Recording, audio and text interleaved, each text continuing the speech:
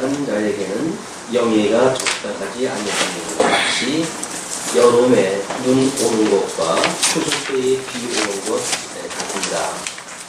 까닭 없는 저주는 참새에 떠드는 것과 제비에 날아가는 것 같이 이르지 아니합니다. 말에게는 채찍이요 나귀에게는 자갈이요 미련한 자의 등에는 막대기니라. 미련한 자의 어리석은 것을 따라 대답하지 말라. 기억하는데 내가 그와 같을까 노라. 4절까지. 네, 지금 그 26장의 내용은 미련한 자 경계를 후기하는 내용입니다. 미련한 자는 이제 역사적 배경으로 끊임없이 지금 이 솔로몬 입장에서 봤을 때 개인의 입장으로 보게 되면 솔로몬의 왕위를 인정하지 않고 먼저 만세를 불렀던 이 솔로몬의 이복 형제입니다. 이복 형제를 해가지고 지금 솔로몬 하나님께서는 솔로몬을 통해서 왕위를 세웠지만 혈통적 순수에 의할 것 같으면 자기가 먼저 왕국이 있다고 생각을 해가지고 왕위를 계승하려고 했던 그런 그 도전을 볼 수가 있고, 때로는 뭐 우리 나단이라고 하는 그런 이제 이건 동복 자기 같은 엄마에서의 형제지간이죠. 그러니까 이복 형제에 관해서의 그런 문제나 또는 동복 형제 간의 문제거나 하나님이 계획을 세웠던 내용하고 인간이 계획을 세웠던 내용하고 이 두 가지의 개인적인 배경을 보게 되어지는데, 이거로부터 말미암아가지고 이제 어떤 궁극의 역사가 만들어질 때에도 마찬가지로 여로보암이라고 하는 북쪽 이스라엘을 이제 끌고 나갔던 그런 그 북왕조의 초대왕 또는 이 노인들의 어떤 그런 권면을 물리치고 젊은이들의 권면을 받아들여가지고 궁극의 어떤 동기가 되겠던 르호보암이라고 우리가 이걸 볼 수 있겠지만, 여전히 하나님께서 약속하셨던 그 나라, 언약하셨던 나라는 지금 모든 성전 제비 어떤 성이라든가 또는 뭐 성전이라든가 하는 것이 지금 남왕조를 위주로 해가지고 있단 말이에요. 그러나 열집하고 국호를 가져갔다고 하더라도 이 북왕조는 하나님의 언약되어진 그런 왕국은 저는 상관이 없는 나라입니다. 그렇기 때문에 지금 이 르호보암과 여로보암으로 예를 들어가지고 26장의 내용을 설명을 해보게 되면 이걸로 우리가 설명이 다 가능하지 않을까 싶어요. 그래서 지금 미련한 자, 이 미련한 자입니다. 이 미련한 자를 경계했다는 거죠. 그런데 르호보암하고 여로보암하고 분급되어졌을 때 르호보암이 이 북왕조를 공격을 했다 할 때 하나님께서 하나님께로부터 말미암은 일이기 때문에 이걸 중지시키죠. 이런 일로 시작을 했다 해가지고 북왕조는 나중에 이제 아수르에 의해서 멸망될 때까지 존속이 되어지고, 남왕조는 바벨론의 이 포로로 유수되어질 때까지 하나님께서 이 남왕조를 승리했다 하신다. 이런 내용을 가지고 한번 26장의 내용을 조명을 해볼까 합니다. 그렇기 때문에 그 미련한 자에게는 그 미련한 자가 만약에 직접적으로 여로보암이라고 한다면 영예가 적당치 아니하니, 열지파를 이끌고 간 초대 임금이지만 영예가 적당하지 않답니다. 그것이 마치 여름에 눈 오는 것과 여름에 눈이 올 리가 없지만 눈이 온다고 하더라도 금방 녹아버리고 말겠죠. 추수 때에 비 오는 것 같으니라. 아무런 그걸 우리가 소위 영양가가 없다 이렇게 이야기를 하는데, 미련한 자에게 영예 이런 것들은 있으나 마나 또는 있어도 해가 되는 이런 걸로 지금 비유를 합니다. 뿐만 아니라 까닭 없는 저주는 참새에 떠도는 것과 제비에 날아가는 것 같이 이르지 아니하니라. 그래서 참새들이 떠도는 것도 뭐 자기네들이 어떤 그런 그 이유에 의해서 떠돌겠죠. 그러나 이런 마찬가지로 제비가 날아가는 것도 마찬가지예요. 이런 것들이 까닭 없는 저주와 유사하다 이 이야기입니다. 까닭 없는 저주라고 하는 것은 종잡을 수가 없는 거예요. 하나님의 선한 뜻을 분별하지 못하고는 이렇게 어떤 저주가 임했다 할지라도 그것이 어떠한 의미가 있는지 하나님의 섭리의 이유가 무엇인지 이런 걸 깨달을 수 없다는 거죠. 뿐만 아니라 말에게는 채찍이요 나귀에게는 자갈이요 미련한 자의 등에는 막대기니라.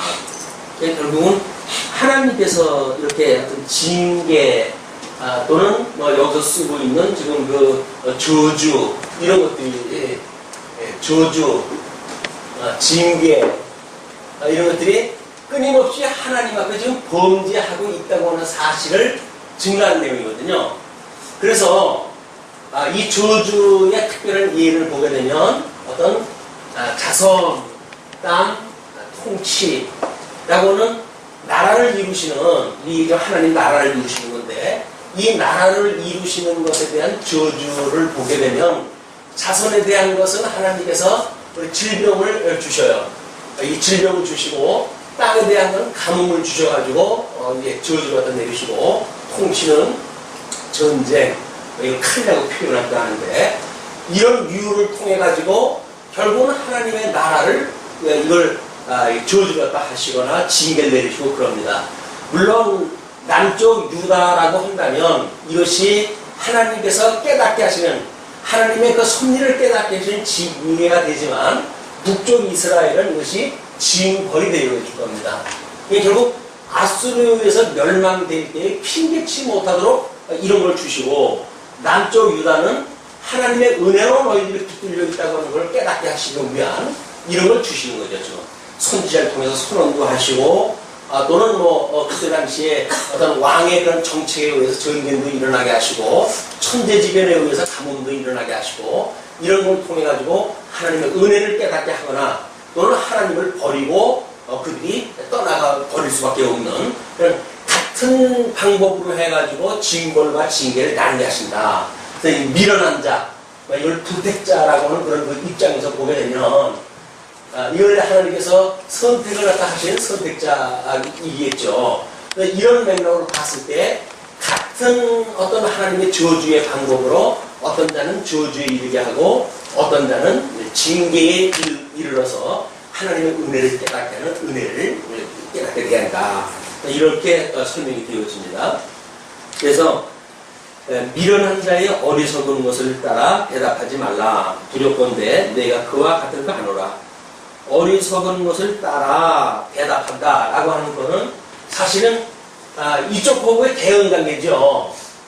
미련한 자가 만약 전쟁을 불러일으킬 때에 이쪽에서 그 전쟁에 마주한다든가 이런 거에 같은 맥락에서 우리 이해할 수 있는 거거든요. 우리가 개인적으로 보게 되면 예수님한테 물론 이게 예수님에 대해서 이야기인데 예수님에 와서 이제 이루어질 때에도 예수님이 미련한 질문을 갖다 할 때는 그 질문에 정상적인 대답을 안 하십니다.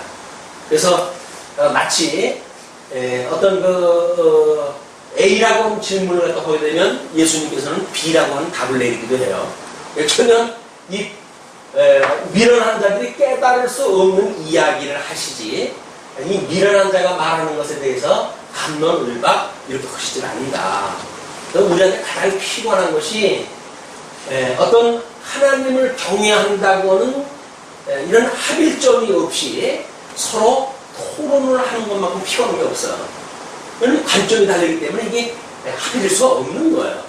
근데 이걸 마치 사랑이라고 한다면 그런 방법을 써야 된다고 이렇게 이야기를 하는데 복음이라고 하는 것은 일방적입니다. 이걸 알아듣는 사람한테 제발 이렇게 깨달아 주세요라고 해가지고 깨닫게 되어지는 것이 아니라 성령께서 깨닫게 하시는 일이기 때문에 그냥 일반적인 선포예요. 그래서 만약에 성령이 보혜사가 되신 성령께서 우리들에게 깨달음을 주시지 않는다고 한다면 인간적인 방법으로 성경을 우리가 읽는다고 해가지고 복음을 깨달을 수가 있는 게 아니죠. 성령의 역사이기 때문에 그렇습니다. 이 하나님의 말씀을 우리가 어떠한 자세로 듣는가 이런 맥락이에요. 이걸 일용할 양식으로 듣는가 아니면 맨날 듣는 거 오늘도 그냥 어떤 식상하기 좋은 이런 걸로 해서 듣는가 라고 하는 문제도 같은 대응 방법입니다. 우리들의 육체의 소욕이 우리들한테 이 말씀을 듣게 하는 그런 자세를 어떤 방식으로 들어온다고 하더라도 만약에 우리가 지혜로운다라고 한다면 그런 우리 육체의 소욕에 대하여 성령의 소욕으로 해가지고 어떻게 자리매김을 할 것인지 우리의 자세를 어떻게 올곧게 할 것인지라고 하는 문제가 하나님이 주신 지혜가 아니면 안 되는 거죠. 자, 그러면서 그 어리석은 것을 따라 대답을 하게 되면 두렵건대 네가 그와 같을까 하노라. 복음을 모르는 자들에게 복음을 증거할 때에 복음을 모르는 자의 어떤 그런 이성적 그런 기능을 가지고 설득될 수 있는 복음인 것처럼 말하는 것은 이 복음의 절대성을 오해하는 거예요. 우리는 뭐 과거에도 그랬잖아요.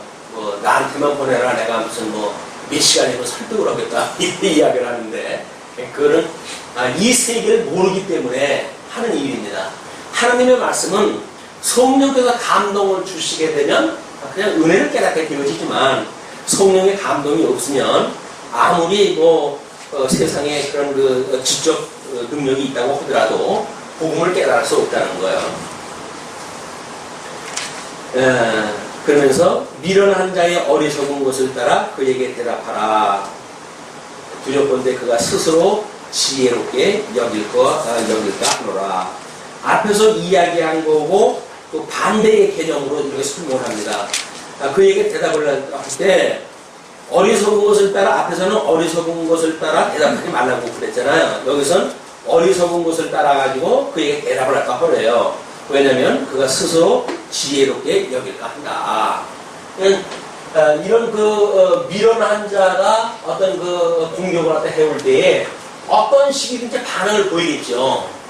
근데 어떨 적에는 이쪽에서 말할 때 전혀 상관없는 쪽에 대답을 갖다 하거나 또 이쪽에서 대답을 갖다 해올 때 그것이 얼마나 그런 미련한 일인지에 대한 것을 또 직공을 갖다 하게 되어지는 이런 원리가 좀 적용이 되어집니다. 그러니까 뭐 이래야 된다 저래야 된다가도 설명이 안 되겠죠. 왜냐면 미련한 자가 지금 어떤 질문을 갖다 해왔을 때 대답을 갖다 하라 대답을 하지 마라 이렇게 나와져 있으니까 그럼 어떡하란 말입니까? 이렇게 되잖아요. 이거는 상대적인 입장으로 이걸 상대적인 입장에서 봤을 적에는 설명이 안 되는 거야.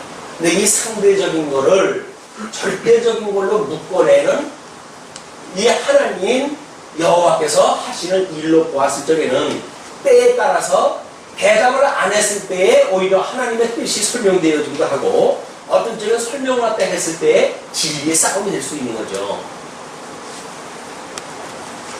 그러면서 6절에 미련한 자 편에 기별하는 것은 자기의 발을 베어 버림이라 해를 받느니라. 미련한 자 편에 기별하는 것은 미련한 자 편에 복음을 전해주는 거나 똑같겠죠.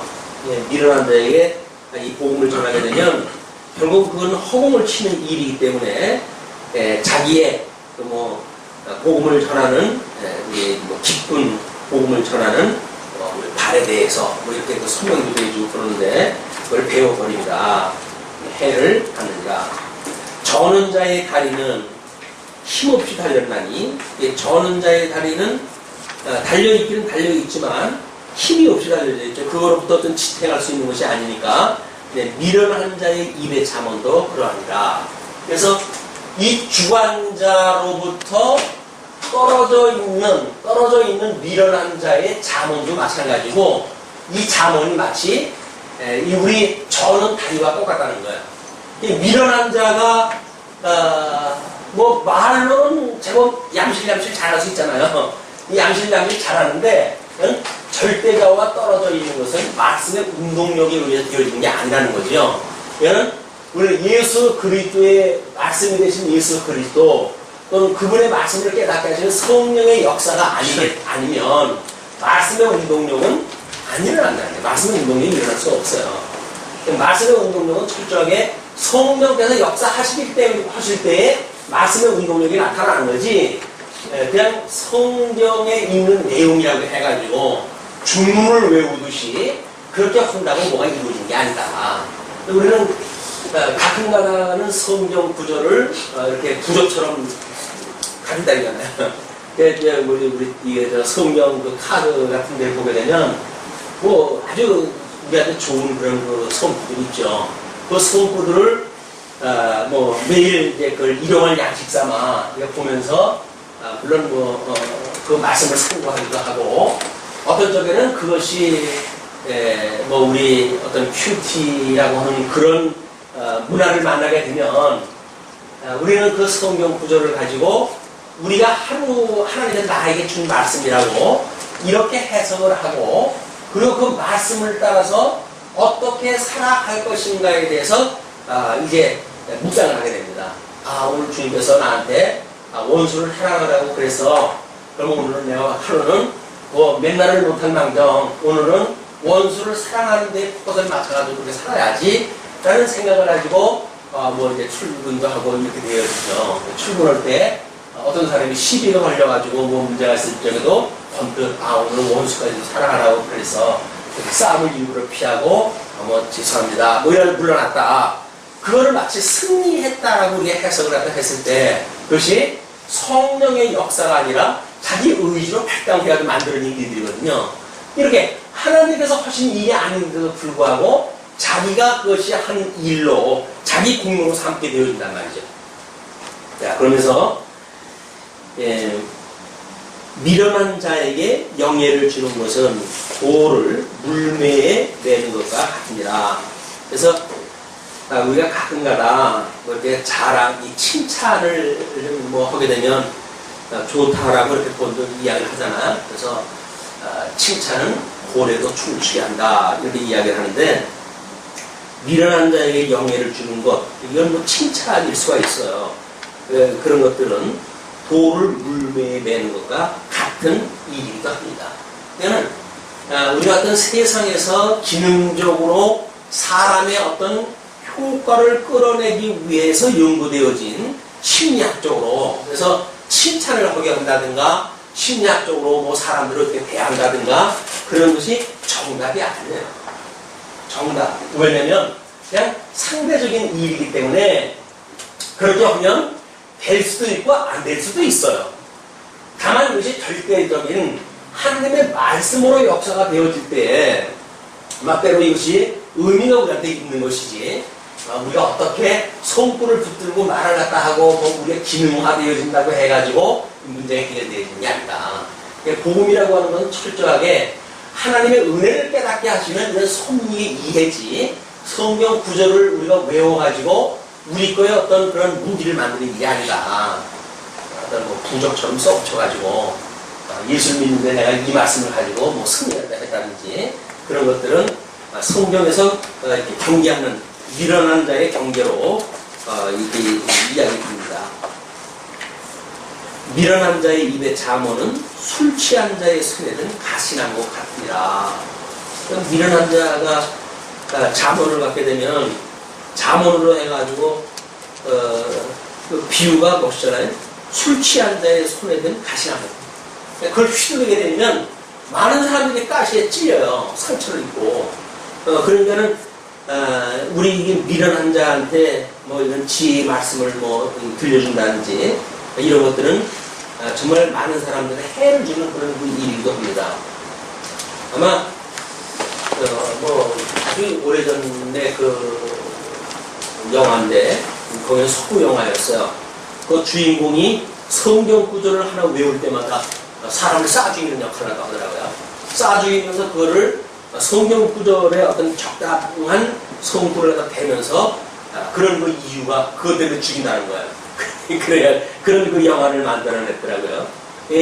미련한 자의 잠언 이런 것들은 술 취한 자의 손에 든 가시나무 같기 때문에 경계해야 된다. 장인이 온갖 것을 만들지라도 미련한 자를 고용하는 것은 지나가는 자를 고용한 것 같다.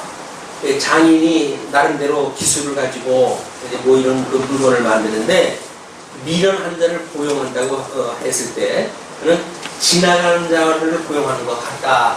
뭐 이게 어떤 자기가 그 만드는 일에 대해서 효용적인 그런 그 일이 아닌 그냥 뭐 이 지나가는 자를 고용하는 것과 같이 아무 손별력이 없게 되어진단 말이죠.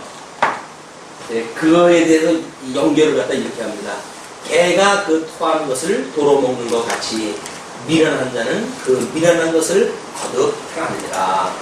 그래서 개가 먹은 게 체하게 되면 한쪽 구덩이 가서 그걸 토해내요.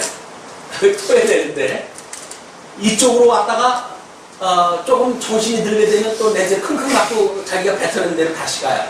그래서 그걸 다시 집어먹고 이렇게 되어지는데, 그냥 미련한 자들의 하나님께서 우리한테 이렇게 징계를 주셨다고 하는 그 이야기는 하나님의 은혜를 깨닫게 되어지는 거기 때문에, 이게 은혜를 깨닫게 되어지는 도구화 되어지고, 이 도구로 해가지고 한번 사용되어지는 걸로 은혜를 깨닫게 되어지겠죠. 그런데 이쪽에 이 저주를 받은 자들은 하나님의 이렇게 주어진 것들을 징벌로 받아들여져가지고 은혜를 깨닫는 것이 아니라 완전히 멸망에 이르게 되어져요. 그냥 징벌을 받고, 이 사람들은 죄 가운데 있는 사람들이기 때문에 끊임없이 이곳에서 은혜를 깨닫고 이걸 버리는 것이 아니라 끊임없이 하나님 앞에 징계를 받고, 그럼 또 피할 길을 자기네들 나름대로 공부하고 이렇게 나아가 결국은 멸망에 이르게 되어진다. 내가 스스로 지혜롭게 여기는 자를 보느냐? 그보다 미련한 자에게 오히려 바랄 것이 있느니라. 그래서 잘난 척하는 사람 경계해야 됩니다. 주님의 몸된, 이게 하나님 나라의 이야기 아니에요. 주님의 몸된 교회에서도 여전히 잘난 척하는 사람 경계해야 돼요. 예수님이 이 땅에 오셨을 때 소위 그때 그 사내들인의 모든 회원들, 이런 사람들이 어떻게 잘난 척하는 사람인지 몰라요. 그 사람들이 어떻게 여기서 앞에서 이야기했던 영예를 가지고 있는 사람들이 모릅니다. 그러나 이것이 하루아침에 뭐 안개가 사라지듯이 다 예수님 십자가에 못 박아 죽이고 나서는 전부 이게 징계로 없어지는 사건들 아니에요? 스스로 지혜롭게 여기는 자는 이것이 미련한 자의 오히려 바랄 것이 있다. 미련한 자는 미련한 줄은 아는데, 이 미련한 자가 지나치게 되면 자기가 지혜롭다고 스스로 여겨요. 네, 13절, 게으른 자는 길에 사자가 있다, 거리에 사자가 있다 합니다. 지금 13절로부터는 게으른 자의 실상에 대해서 풍자를 갖는 겁니다. 게으른 자는 길에 사자가 있다, 거리에 사자가 있다 합니다. 그냥 엄두를 안 내는 거예요. 나가면, 문 밖에 나가면 지금 사자가 있는데 오늘 집에 있자. 게으른 자의 특징이죠. 그리고 문짝이 골짜기를 따라서 도는 것 같이 게으른 자는 침상에서 구웁니다. 몸이 돌아가는 것이 지금 이 돌조기에 의해 가지고, 지금 이제 이 돌조기에 의해 가지고 이 회전이 되잖아요. 이제 이게 회전이 되잖아요. 침상에서 이 게으른 자가 맨날 이리 뒹굴 저리 뒹굴 이리 뒹굴 저리 뒹굴. 네, 그거를 지금 이 잠언 기자는 그렇게 설명을 했어요. 문짝이 볼조기를 따라서 도는 것 같이 게으른 자는 침상에서 구웁니다. 게으른 자는 그 손을 그릇에 넣고도 입으로 올리기를 괴로워합니다. 아주 게으름의 아주 진수입니다. 밥그릇에 지금 음식 그릇에 손이 들어갔어요.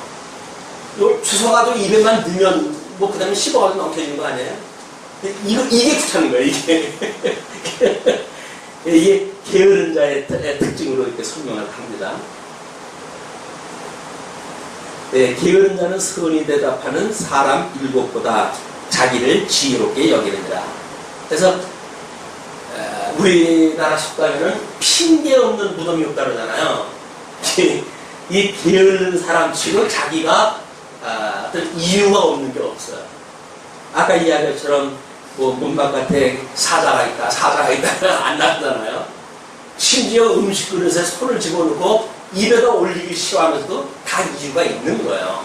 그 이유가 이 선이 대답하는 사람 일곱보다 자기를 지혜롭게 여기는 이런 특징입니다. 게으른 자의 특징. 지혜로운 자 일곱 명이면 이제 완전수가 아니에요. 그 사람한테 설득할 수 있는 모든 그런 조건이 이루어진 거 아니에요.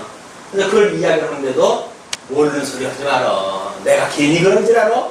이유가 있다는 거죠. 그 이유는 아무도 몰라요. 지만 알아요. 왜냐면 지 혼자 잘났으니까 지혜로우니까. 어떻게 보면 전부 내 얘기한 것 같기도 해요. 네. 길로 지나다가 자기에게 상관없는 다툼을 간섭하는 자는 개 길을 잡는 자와 같으니라. 그래서 가끔가다 그런 일 많죠. 뭐 요즘에 이제 뭐 의협신이 몸에 해가지고 자칫 뭐 머리 큰 놈들을 뭐 담배 핀다고 말 갖다가 맞고 하는 사건들이 많아지니까 요즘은 뭐 등치 큰 학생애들이 잘못을 갖다 해도 지적을 할 사람들 아무도 없어요. 그냥 피해가요. 오픈 저하고 피해가거든요. 그런데 예나 지금이나 사람들의 그 싸움에 뛰어들기 좋아하는 사람입니다. 뭔 일이야? 해가지고 자기가 재판관이 돼가지고 이제 이러고저러고 이해가 하는데 상관없는 다툼을 간섭하는 자는 개기를 잡는 자와 같다. 그 뭐 개 물리는 거야 당연한 얘기죠. 아주 재미난 표현이고 막 이런 어떤 그 표현들 일련의 이 표현들로 해가지고 뭐 분쟁이 있었을 때 야 이거를 다른 소리를 갖다 하고 변명을 하고 내 억울함을 갖다 호소를 갖다 해야 되느냐 마느냐 뭐 이런 그 갈등이 있었을 때 상고하던 그런 그 내용들인 것 같아요. 내가 이걸 세상에다 밝혀야 내가 이거 된 거 아닌가. 그럼 모르냐. 그럼 모르냐. 이 미련한 자들이 만약에 공격을 해온다고 한다면 지혜로운 자 일급이 되더라도 이야기를 갖다 하더라도 자기가 지혜롭다고 할 텐데 핑계대고 뭘 할 것이냐 라고 하는 그런 그 문제로 막 그 고민을 자주 시켰던 그런 그 기억이 떠오릅니다.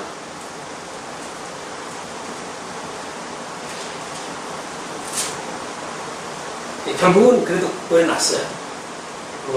어떻게 목사니까 두 장로 쌈바구니에 뭐 원호든 원치 않든 중심에 있어가지고 끝내 그냥 이렇게 되었답니다. 결국은. 근데 그것이 하나님께서 주시는 징계로 이해가 되어져요. 하나님의 은혜를 깨닫게 되어지는 이것이 만사 하나님께서 지금 준비되어진 대로 일이 되어져 하는데 이러고 저러고 해가지고 그것이 되면 어떠고 안 되면 어떠겠어요. 저쪽 서울 교회에 올라갔더니 어떤 장로가 하는 이야기가 당신네 교회는 장로 둘을 세웠기 때문에 문제가 되는 겁니다 라고 이야기를 하더라고요. 그 사람이 뭘 알겠어요. 누구한테 들었던 얘기겠지. 그래서 제가 그랬어요. 장로교회 그 법에 의하면 이 장로를 한 분 세울 수밖에 없는 성도의 숫자가 됐을 적에도 처음에는 그런 그 조건에 2명의 장로를 세울 수 있도록 해 주었답니다. 왜 장로교회 헌법이 그렇게 허락을 했을까요? 그거는 아무리 작은 이 교회라고 하더라도 장로가 2분이 있어야 조직교회가 되기 때문에 그렇습니다. 교회가 크든 작든 장로교회라고 한다면 조직교회가 되어야 되는 거고 조직교회가 되려고 한다면 2분 장로를 세워야 되는 건데 그러면 문제가 일어나지 않기 위해서 장로 한 분만 세워가지고 싸움을 말리는 게 그게 정답이라고 생각합니까? 이렇게 질문을 했어요. 그러니까 어떤 그런 장로교회 법이 만들어지는 원리라든지 이런 것도 모르고 상황적으로 남의 이야기니까 상황적으로 당신네는 2명의 장로를 세웠기 때문에 이런 문제가 생긴 겁니다 라고 말을 하더라고요. 그래서 그렇지 않다고 하는 걸 이야기를 했는데 뭐 자기 잘난 사람이 뭐 내 말한 걸 이해를 했겠어요. 어쨌거나 다른 사람 싸움에 끼어드는 것은 미련한 자입니다. 그래서 뭐 여기 개로 설명이 되었지만 미친 개의 귀를 갖다 잡는 것처럼 그냥 문제 돌아서서 물어 제낄지 몰라요. 그러니까 싸울 때 내가 재판관이 아닌데 굳이 끼어들어가지고 선하냐 악하냐 라고 하는 그런 이유가 없습니다. 횃불을 던지며 살을 쏘아서 사람을 죽이는 미친 사람이 있다니 자기 이웃을 속이고 말하기를 내가 희롱하였노라 하는 자도 그러하니라. 어저께 신문인가 그런 그 기사가 났더라고요. 무조건 돌침을 갖다 해가지고 사람 웃는 자가 있었는데, 그 표현이 아주 웃기더라고요. 당당하게 가는 사람을 보게 되면 왠지 받고 싶은 심정이 떠오른다고. 얼마나 피해의식이 있으면 그러겠어요. 그냥 밝게 긍정적으로 웃고 길을 흘보는 사람을 보게 되면 참 잃어버리고 싶은 그런 심정을 갖게 되어지는, 이게 하나님께서 이걸 버릴 자가 아니고서야 어떻게 그런 마음을 갖겠어요. 그죠? 이게 하나님의 그 어떤 은혜에 붙들려져 있지 않은 들의 특징인 거예요. 어떤 그 사람뿐이겠어요? 그건 내놓고 이야기를 하니까 그렇지. 얼굴 두껍게 정치판에서 이야기하는 사람들 이야기를 들어보게 되면 저 사람이 정말 죽겠다고 하지 않고서 어떻게 저렇게 살 수가 있을까 싶은 생각이 들어요. 이런 것들이 다 하나님의 은혜를 모르는 자들의 특징인 거예요. 자기 이웃을 속이고 내가 희롱하였노라 하는 자도 마찬가지라는 거죠. 나무가 다하면 불이 꺼지고 말장이가 없어지면 다툼이 심으니라. 그래서 어떤 그 구성체구 간에 이 싸움이 없어지려고 한다면 말장이가 없어져야 돼요. 말장이라고 하는 거 아까 이거 아니에요. 절대자에 붙들려져 있는 자문을 쓰는 자가 아니라 이 절대자가 없는 가운데에 성경 구절만 가지고 자기 거라고 이렇게 인정을 해가지고 이 자문을 갖다가 남을 되는 사람들이에요. 이런 그 사람들은 이건 아주 싸움을 거는 사람들이니까 끊임없이 싸움이 일어날 수밖에 없는데, 이 말장이 없어지게 되면 다툼이 쉬워진대. 나무가 닿으면 불이 꺼지고, 그래서 불을 끄려고 한다면 그 나무가 닿을 때까지 기다려야 돼요. 그런데 재미난 거는 이 싸움이 산에 많은 나무가 있잖아요. 그냥 그 산의 나무가 다 타기 전에는 불은 꺼지질 않습니다. 그냥 이미 조짐을 보고 이 싸움은 장기전으로 들어가겠구나 라는 이야기는 탈나무가 많은 상황을 보게 되면 그렇겠죠. 탈나무가 별로 없어지고 이제 꺼질 듯 해 나갈 것 같으면 이제 이 불은 꼭 꺼지겠구나 라는 생각이 들 거예요. 이런 그 분쟁도 마찬가지고 작게는 우리 경험적으로 봤을 때 부부싸움도 마찬가지죠. 빌려가지고 탈 장작거리가 많으면 그 싸움은 한참 가요. 그러나 그런 걸로 해가지고 이제 소진을 갖다 하고 나이가 먹어가도록 이제 싸웠으니까 싸울 것도 없어. 맨날 그거 가지고 싸웠기 때문에. 이제 불씨가 희미해져가게 되면 넌 할 것 없이 할 날도 멀지 않은데 싸우고 갈 게 뭐가 있냐. 그래가지고 별반 싸움도 안 나요. 이런 것들이. 젊었을 때는 우리가 피 터지게 싸우게 되어지는데, 왜냐면 자기의 삶에 투자할 것들도 많고, 그러니까 이 불쏘시기로 쓸 것들이 많은 거예요, 거기서.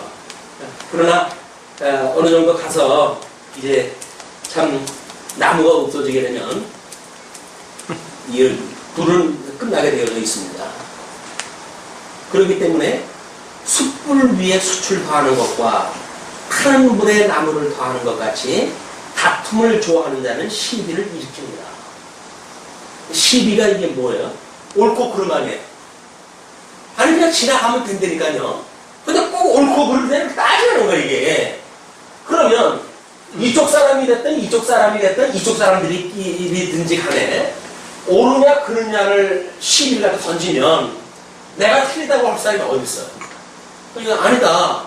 이쪽의 사람은 자기 변명을 갖다 하기도 하겠고, 지혜롭기 때문에 그쪽의 말에는 대꾸하지 마라 라고 하는 어떤 그런 은혜를 잊게 되어지게 되면 피해가지고 멀리 도망을 가든지 하겠죠. 그러나 대꾸해라 라고 하는 성령의 감동이 오되면 대꾸를 할 거 아니겠어요. 그럼 싸움이 나는 거예요. 그래서 우리가 은혜를 입었다고 해가지고 이 밀어넣는다고 싸움이 안 생기느냐면 안 그래요. 하나님께서 은혜를 깨닫게 하시기 위해서는 싸움도 일어나게 하신다는 이야기입니다. 숯불 위에다가 숯을 더하고 타는 물에다 나무를 더하는 것 같이 다툼을 좋아하는 자는 시비를 일으킨다. 그래서 아주 그 경호가 옳고 뭐 이렇게 바르고 그래서 나는 이렇게 그런 걸 갖다 못 봐요. 뭐 이런 사람들 있잖아. 사실은 자기 기준이 삐딱한 건데 세상 기준을 자기 눈으로 보니까 다 시비거리라. 다 못봤다는 거야. 그래가지고는 뭐 자기가 대판장이 돼가지고 다 죽일 놈, 살릴 놈 해가지고 시비가 빠니까 이거는 마치 숯불 위에다가 수출 당하는 것 같고 타는 벌이나 나무를 다는 것과 같다. 남의 말하기를 좋아하는 자의 말은 결시가 하다서 뱃속 깊은 데로 내려가니라. 네. 동의를 딱 하실는지 모르겠어요. 네. 우리 인생 사는 것이 남의 이야기 없는 맛에 사는 거 아니겠어요? 퇴근길에 뭐 상사 씹는 맛에 술 한잔 하게 되어지고 이것이 하나님을 모르는 사람들이 세상 살아가는 맛이에요. 근데 이제 우리라고 한다면 조금 달라지겠죠. 그게 맛으로 여겨지지가 않고 이것이 우리의 고통으로 느껴지고 그 고통으로 느껴질 때 하나님께서 은혜가 아니면 나도 이들과 비교했을 때 참 모자란 게 없는 난데 하나님께서 그렇게 은혜로 붙들어 주셔가지고 나로 하여금 이런 은혜 가운데 나를 붙들고 계시는가 이걸 깨닫게 하시는 일이 지혜를 가진 자의 일이라는 겁니다. 하느님 형식은 달라지는 게 없어요. 남의 말하기를 좋아하는 자의 말은 별식과 같대요. 별식. 별식이 아마 특식이 아닌가 모르겠어요. 그것도 또 이른 저녁을 먹어가지고 밤늦게 배가 출출할 때 먹는 별식이라고 한다면 더 맛이 좋을 것 같은데. 네. 23절 온유한 입술에 악한 마음은 낮은 은을 입힌 톡이라. 낮은 은을 입힌 톡이 그냥 온유한 입술에다가 악한 마음을 가지고 있는 것 이런 거는 지금 악한 마음인데 나오는 거는 입술로 나오잖아요. 그게 근데 그냥 온유한 말로 나오는 거야. 악의 독을 품고 온유한 말로 나와요. 예수님 당시에도 라비아 뭐 이렇게 하면서 하기도 하고 가룟 유다 같은 경우는 우리 예수님한테 입맞춤으로 인사를 하다 하잖아요. 그런데 그때 온 이유가 예수님을 은삼십에 팔아먹으려고 왔을 때 하는 행동입니다. 그냥 사람의 말을 듣고 그 사람을 판단하는 것은 그렇게 지혜로운 일이 아니에요. 그냥 하나님의 은혜로 우리가 살아가기 때문에 하나님의 은혜에 붙들려 있는 사람인가 아닌가가 중요하지. 그 사람 세치현 논리가 나오는 이야기는 우리한테 그렇게 분별력이 쉽게 오질 않습니다. 그러니까 야고보서에서 하는 이야기가 입에 그 혀를 조심하라고 이렇게 이야기를 하는데 왜냐하면 그게 경건의 척변이에요. 경건한 그 행동이라고 하는 것은 우리 온 몸을 제어하는 것이 이 마음의 행동이 나오는 것이 세치 혀를 통해서 나오기 때문에 이 혀를 제어하지 못하고 경건이라고 하는 걸 말할 수 없다 그런 이야기거든요.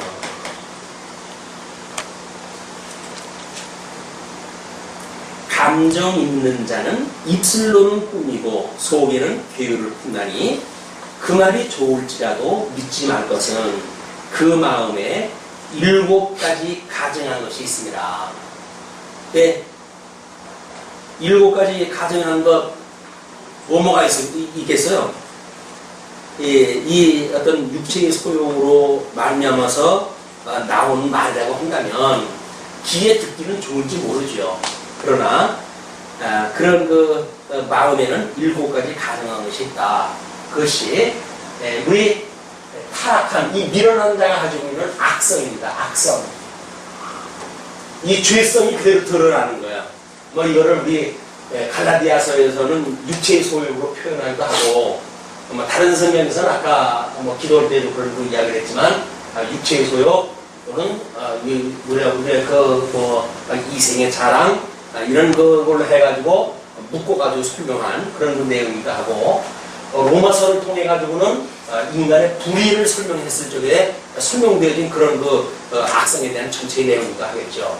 이런 것들이 우리가 예수 그리스도를 믿음으로 중생을 입었다고 하더라도 우리 나머지 있는 육체에 가지고 있는 이 죄성이 끊임없이 이거로부터 우리가 구원을 받아야 될 이유가 있는 거예요. 예수님께서 우리의 이런 시험거리로부터 걸리지 않게 시험에 들게 하지 마시고 다만 악에서 구해달라고 기도하라고 하는 이유도 중생이 되어졌지만 여전히 육체의 소욕을 가지고 있기 때문에 그렇습니다. 아마 그런 거 생각이 들어요. 지금 이제 우리가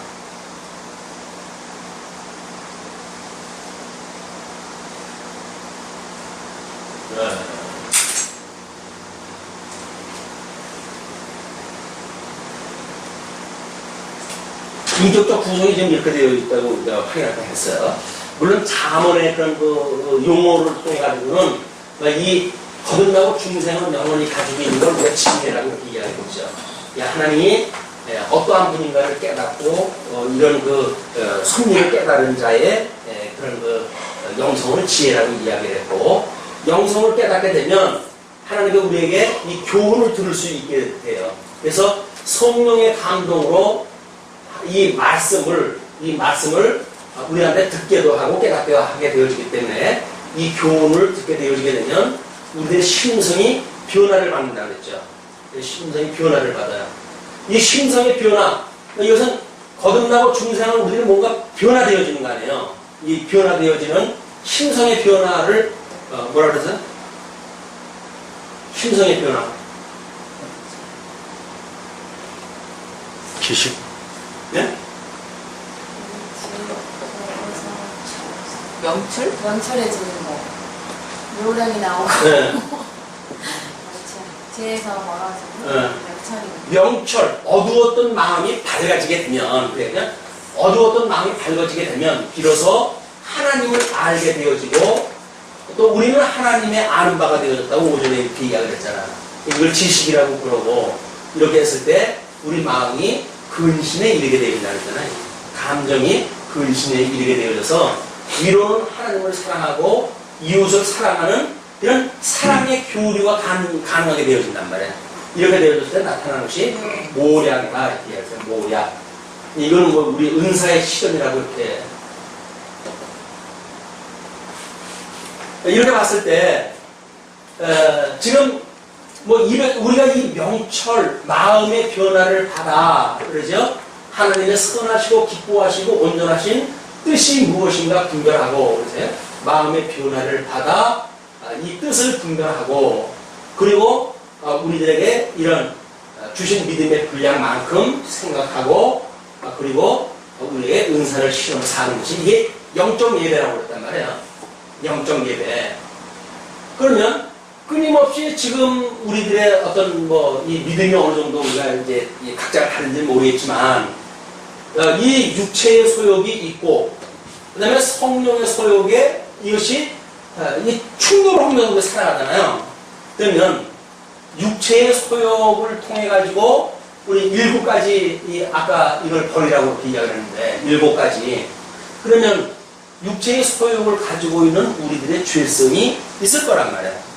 그럼 하나님의 뜻을 분별한다고 했을 때 우리가 말씀을 깨닫고 이렇게 하나님의 그런 어떤 말씀으로 해가지고 성장되어져 간다고 하는 것이 성화라고 표현했다 했는데 그러면 뜻을 분별한다는 이야기는 제일 먼저 뭐가 드러나야 됩니까?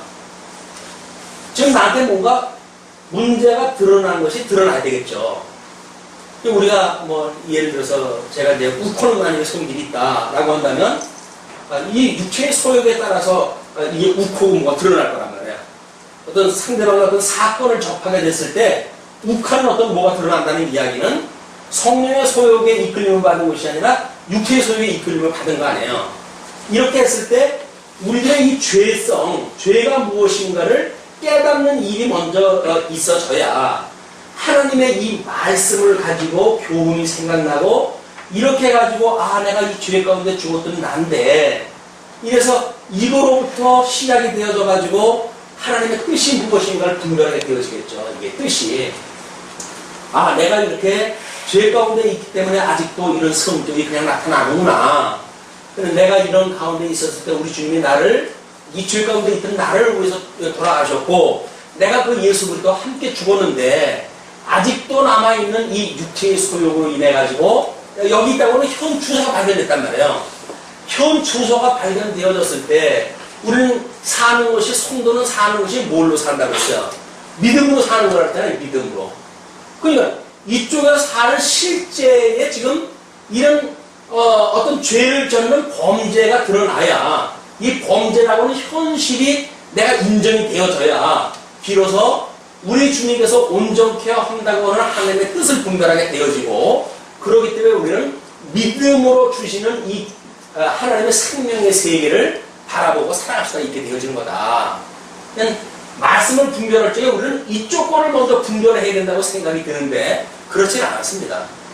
현재 내 상황, 죽어져 있는 이 육체의 소욕으로 아직도 남아져 있는 내가 어떠한 죄가 먼저 드러나는지가 시작되어야 돼요. 그 이후로부터 죽고 이후로부터 살아야 될 거 아니겠어요? 이게 부금 아닙니까?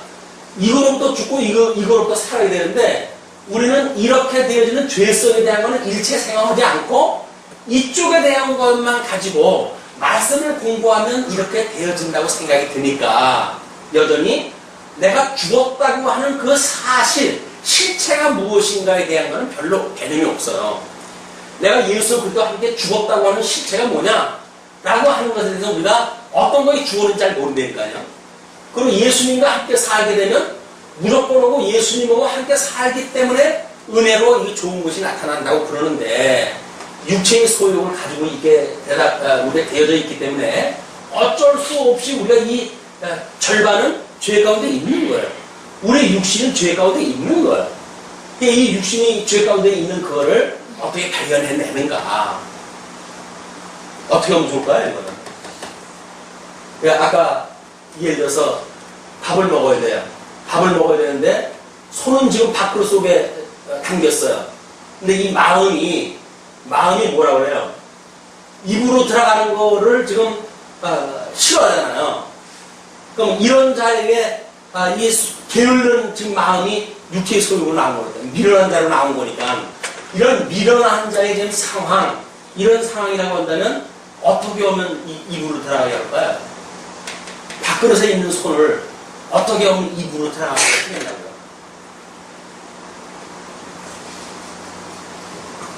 아니, 미련한 자는 밥그릇 속에 손을 넣고도 입에 넣기를 싫어한다며, 게으른 자가 돼가지고. 게으르다고 하는 거는 이 육체 소욕이 있는 거라고요. 미련한 자의 그런 그 속성이에요.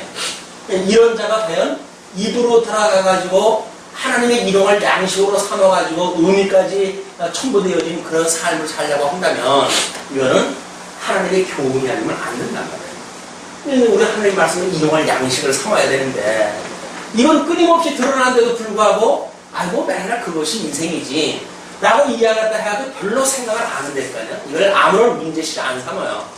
우리는 중생한 우리 성도는 아직도 영으로는 구원을 받았지만 육으로는 죄 가운데 있기 때문에 그렇게 살아가는 것이 마땅해 라고 하는 마땅해라고 하는 그것 때문에 더 이상 진보의 발전이 있을 수가 없는 거예요. 영적 예배가 안 된다 그 이야기예요. 왜? 마땅한데 뭐 마땅한데. 마땅한 것이 아니라 그것이 죄로 깨달아져야 우리가 우리에게 죄진 자를 사하여 준 것처럼 우리 죄를 사하시고 우리를 시험에 들게 하지 마시고 다만 악에서 구원해 주세요라고는 간구가 나올 수가 있잖아요. 이거로부터 해결하는 방법은 말씀과 기도 외에는 방법이 없어요. 미련한 어떤 우리의 속성이 지혜로운 것으로 은혜를 입기까지는 말씀과 기도 외에는 방법이 없어요. 그냥 우리 이 말씀을 끊임없이 상고하다 하는 겁니다. 그리고 만약에 이런 것들이 나오게 되면 이런 게으른 자기 실체가 보였잖아요. 이렇게 됐을 때 우리가 우리에게 죄인 자를 사하는 것처럼 우리 죄를 사합시고 우리를 시험에 들게 하지 마시고 이 악에서 구원해 주세요. 하나님의 능력이 아니면 안 됩니다. 온전케 하시는 우리 예수 그리스도가 아니면 안 됩니다. 라고 하는 우리들의 기도로 온전케 하시는 예수를 바라보고 이것이 점점 성화의 길을 가게 되어진다. 아마 갈라디아서 이제 아마 4장 12절부터 복음의 실제 문제가 나오게 되어지는데요. 그 복음의 실제 문제도 배운 공부와 익힌 공부로 나눠져 있잖아요. 우리가 어떻게 이 배운 공부를 통해 가지고 이 몸을 쳐가지고 복종시키는 익힌 공부에 가게 되어지는지 그런 그 내용을 아마 공부하게 되어질 겁니다.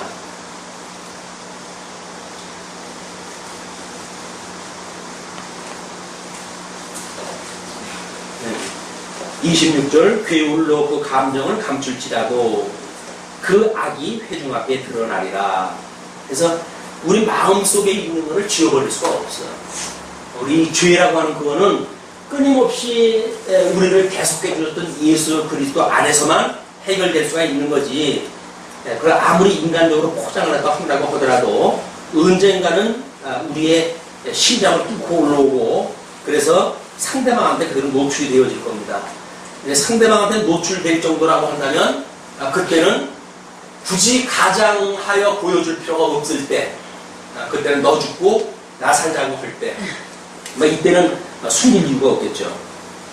함정을 파는 자는 그것에 빠질 것이요 돌을 굴리는 자는 도리어 그것에 침입이다. 그래서 인간들은 스스로 상대방을 공격하기 위해서 함정도 파고 돌도 굴리지만 하나님께서 이런 것들을 오히려 역으로 함정을 파는 자에게 오히려 빠지게 만들고 돌을 굴리는 자에게 도리어 치이게 한다. 그러므로 하나님의 이 절대 주권자 이분이 우리 신앙의 대상자, 이 신앙의 대상이지 여기서 이 도구로 주어진 어떤 방법, 이 방법이 이 문제를 해결할 수 없다는 거예요. 이 주관자이신 우리 하나님께서 이 일을 갖다 해가신다 라고 믿어졌을 때 우리는 함정을 팔 이유도 없죠. 그것이 주관자가 해간다고 하는 것이 믿어지지 않으면 우리는 못 견뎌요. 어떻게든지 함정을 파야 돼. 그리고 나한테 해를 해코지 하는 자에게 타격을 주기 위해서 돌을 굴려가지고 이런 해를 입히려고 하는 일이 벌어지지만 그걸로 해서 안 된다. 할 수만 있으면 덕담을 해야 되는 이유도 그렇기 때문에 그렇다 이야기예요.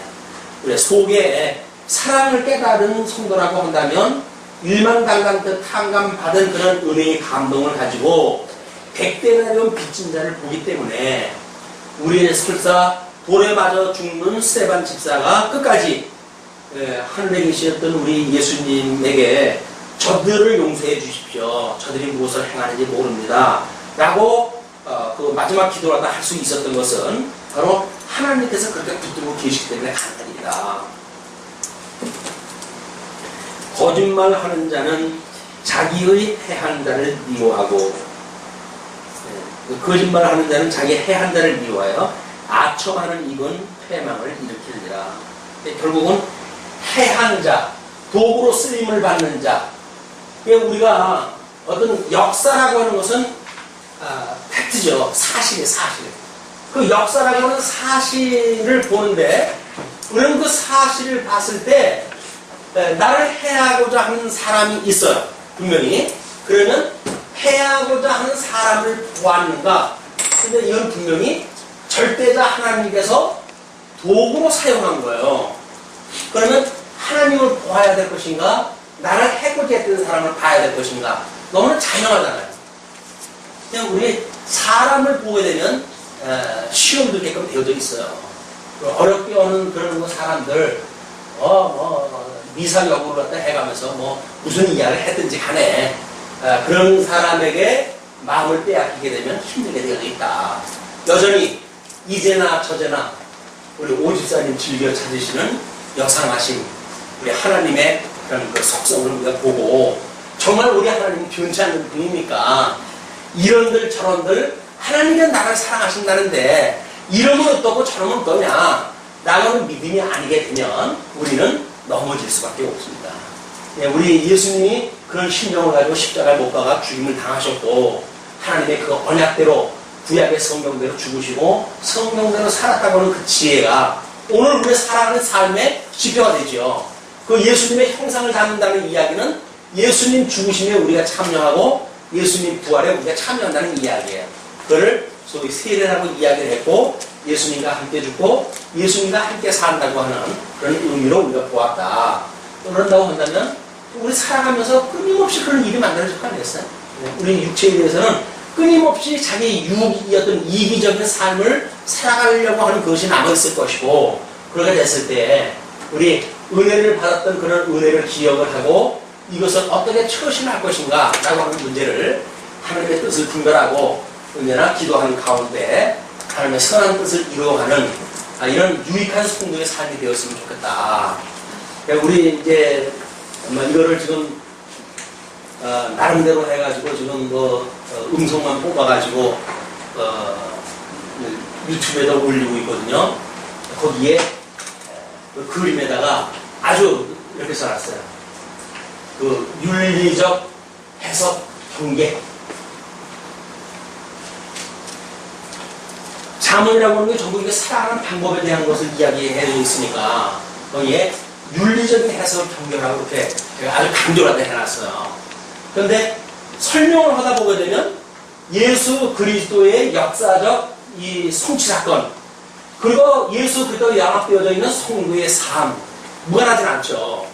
그렇기 때문에 이 윤리적인 이야기가 언급이 되어져요.